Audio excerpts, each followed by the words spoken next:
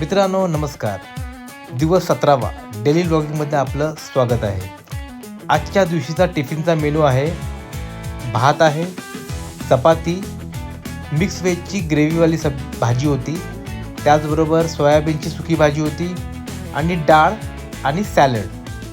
आज पिझेरियाला आलो. केक शॉपला एक रोस्टेड आल्मंडची ऑर्डर आलेली आणि आज आपला एक दुसरा व्लॉग आलेला आहे हॉटेलच्या संबंधित, तर तो नक्की बघा. चला चालूया पिझेरियाला. मित्रांनो नमस्कार. हे दोघंजण माझ्याकडे हेल्पर म्हणून काम करतात. याचं नाव आहे भोला, याचं नाव आहे सूरज. सूरज, तुम्हारा पूरा नाम क्या है? बड़े आवाज में बोलो, बड़ी आवाज में. सूरज कुमार राठौड़. ओके. तेरा नाम क्या है? बोला पूरा. भोला कुमार निषाद. मित्रांनो काही कस्टमर्स असं म्हणतात की तुमच्याकडे काही लोक प्रेझेंटेबल नाही आहेत वगैरे वगैरे, पण आपण जर सर्वच लोक आपल्याकडे प्रेझेंटेबल कामाला ठेवली, मग अशा लोकांना दुसऱ्या कामाला कोण ठेवणार?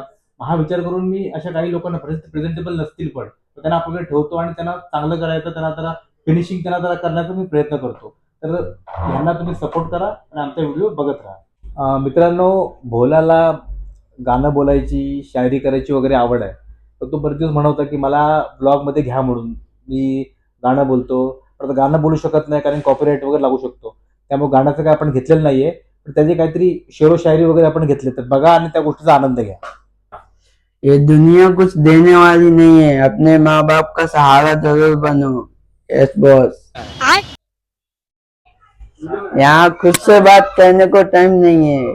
आदमी सोच रहे हैं घमंड हो गया है. हमारी जगह पे आके देखो, पता चल जाएगा जिम्मेदारी क्या होती है. ये बड़ी अच्छी बात कही आप. मेरे चेहरे की चमक कौन जानता है. मैं कल रात को बहुत परेशान था. ये मेरी दिल की बात कौन जान सकता है. मेरी माँ ही जान सकती है.